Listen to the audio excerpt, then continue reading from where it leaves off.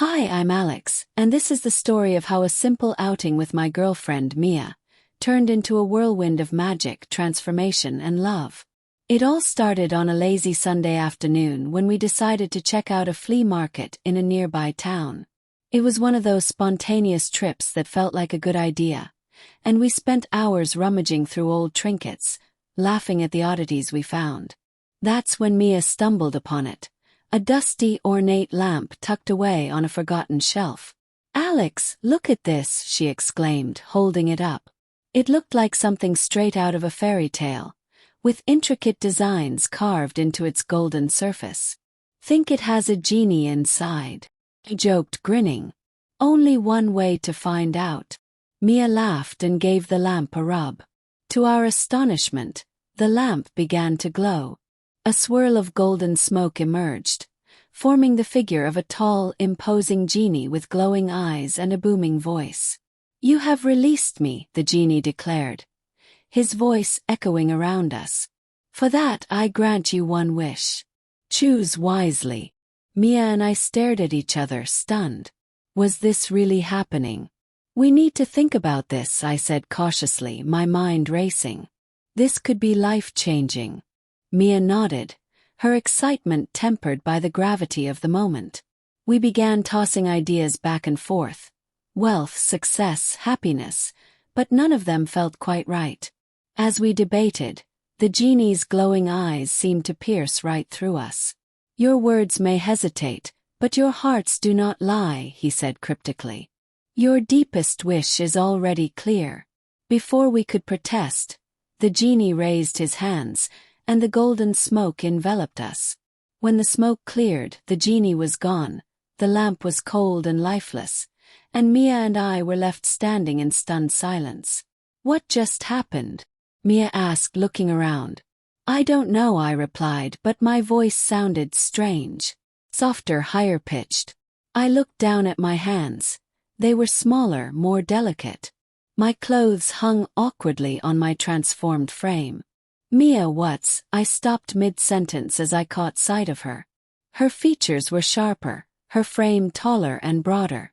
"Alex," she asked, her voice deeper and unfamiliar.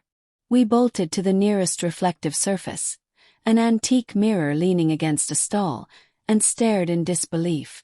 I had become a woman. My hair was long and silky, my features soft and undeniably feminine. Mia, on the other hand, had transformed into a man. "What did he do to us?" I gasped, my heart racing. Mia, or should I say Mike now, looked just as panicked. "I don't know, but we need to figure this out." At first, we were consumed by confusion and frustration. We tried everything to reverse the transformation, researching ancient myths, consulting so-called experts, and even shouting at the now silent lamp. Nothing worked. But as the days turned into weeks, something unexpected began to happen. For me, the changes weren't just physical. I started noticing new interests, new thoughts. The makeup aisle at the store no longer felt foreign. It felt exciting. I found myself drawn to flowing dresses and stylish heels, experimenting with looks that made me feel confident and beautiful. Mia, now Mike, embraced her new role too. She started wearing suits, cutting her hair short, and carrying herself with a new kind of confidence. At first, we resisted these impulses, but the magic was persistent.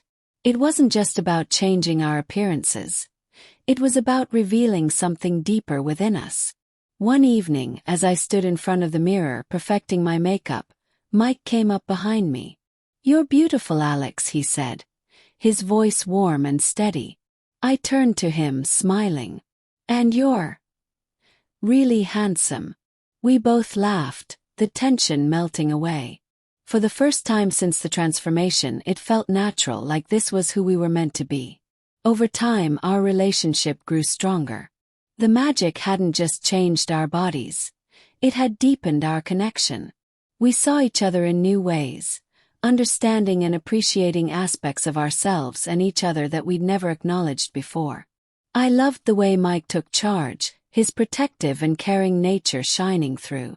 And he adored the softer, more expressive side of me that I'd always kept hidden. One night, as we sat under the stars, Mike took my hand. "Maybe this is what we really wanted," he said.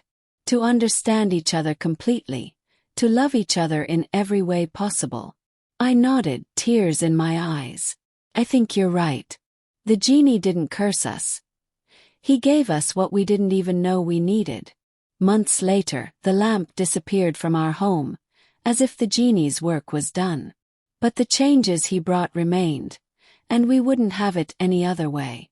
Our love, now stronger than ever, was the real magic. And as I looked into Mike's eyes, I knew one thing for certain. This was the life we were always meant to have.